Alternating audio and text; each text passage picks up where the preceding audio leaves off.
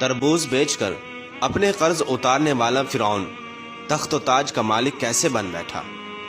یہ ایک ایسی تلخ حقیقت ہے کہ جس کی جھلک آج بھی ہر سو نظر آتی ہے۔ معزز دوستو، یہ اس کے ابتدائی ایام تھے۔ بھوک و لاچاری میں مبتلا زندگی کی بھیک مانگتا پھرتا تھا۔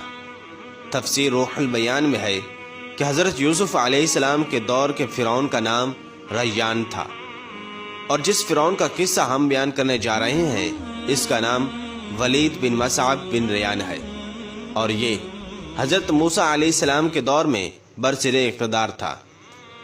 دور یوسف اور موسیٰ علیہ السلام کے درمیان کم و بیش 400 سال کا فرق ہے۔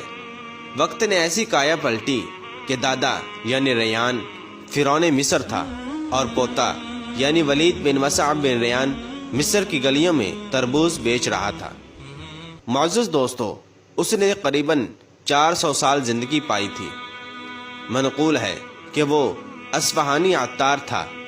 بھوک و افلاس کا یہ عالم تھا کہ لوگوں سے قرض لے کر گزر بسر کر رہا تھا۔ بالآخر جب قرض غالب آ گئے تو تنگ آ کر اپنی اصلی مسکن کو چھوڑ کر شام چلا گیا، اور وہاں بھی اسے آسانی میسر نہ ہوئی تو پھر مصر میں جا بسا۔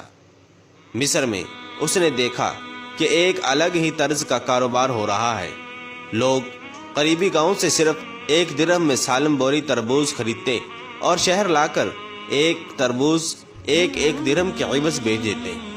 یوں ہر بوری کے عوض اچھا خاصا منافع حاصل کرتے۔ فرعون کے دل میں خیال آیا کہ یہ طریقہ اچھا ہے، اس سے جلد ہی مجھے قرض سے نجات مل جائے گی۔ چنانچہ اس نے یہ کام شروع کیا اور چند ہی دنوں میں اچھا خاصا مال جمع کر لیا۔ ایک روز ایسا ہوا کہ اچانک شہر میں وبا پھیل گئی اور لوگوں کی اموات معمول سے زیادہ ہونے لگی۔ پھر اس بدبخت نے سوچا کہ موقع اچھا ہے، لوگ بھی بھولے بالے ہیں، میں قبرستان جا بیٹھتا ہوں اور جو بھی میت دفن کرنے آئے اس سے یہ کہہ کر توان مانگتا ہوں کہ یہاں مردے دفن کرنے کی اجازت نہیں ہے۔ اگر تم لوگ یہاں مردے دفن کرنا چاہتے ہو تو میت کے گھر والے 5 درہم ادا کریں۔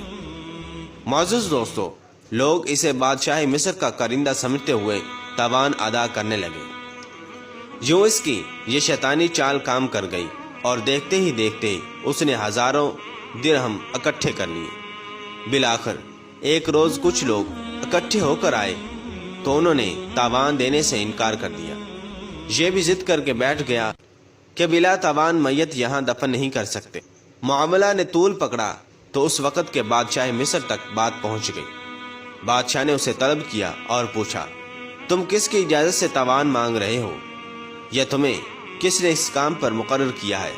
کہنے لگا، مجھے کسی نے مقرر نہیں کیا، بلکہ یہ تو ایک بہانہ تھا کہ میں کسی طرح آپ کی طرف بلایا جاؤں۔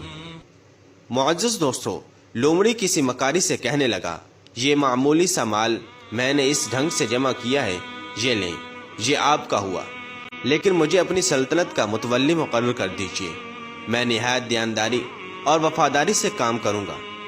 کہتے ہیں کہ بادشاہ نے اسے کچھ کام سونپ دیے جن کو اس نے بخوبی ادا کیا، جو بادشاہ کی نظر میں مزید قدر و منزلت کا باعث بنا، حتیٰ کہ اسے متولی بنا دیا گیا۔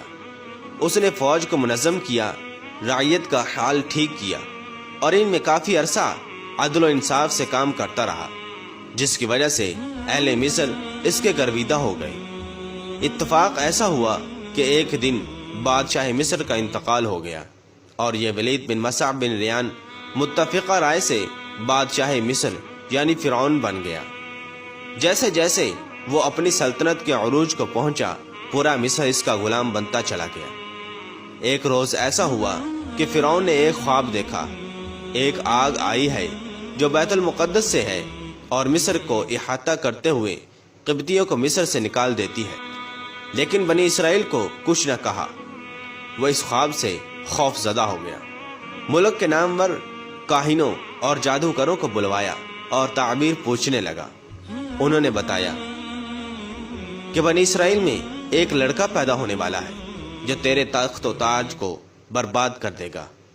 اب اس کے بعد وہ واقعہ پیش آیا کہ جس میں فرعون نے نومولود بچوں کو قتل کرنے کا حکم دیا، بلکہ اس نے شہر کی داعیہ کو بلایا اور حکم دیا کہ جس گھر میں بچہ پیدا ہو، اگر تو لڑکی ہے تو اس کو چھوڑ دیا جائے، اور اگر لڑکا ہو تو اسی وقت گلا گھونٹ کر مار دیا جائے۔ معزز دوستو، یوں منقول ہے کہ اس مردود نے حضرت موسیٰ علیہ السلام کے قتل کے ارادے پر 12,000 زندہ موجود اور 90,000 نومولود لڑکے ذبح کروا دیے۔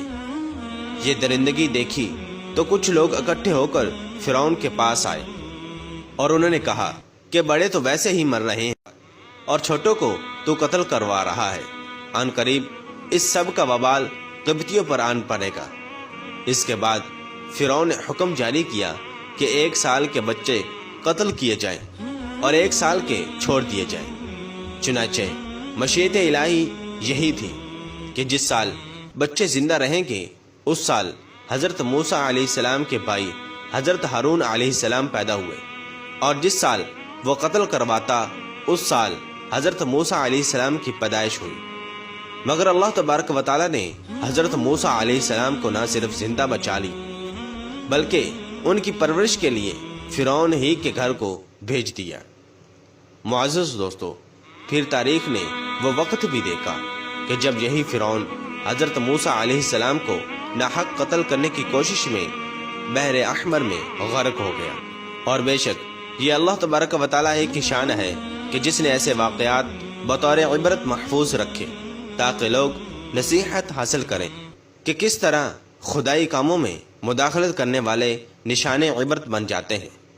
اللہ تبارک و تعالیٰ سے دعا ہے کہ اللہ تبارک و تعالیٰ ہمیں اپنے نیک کاروں میں شامل فرمائے۔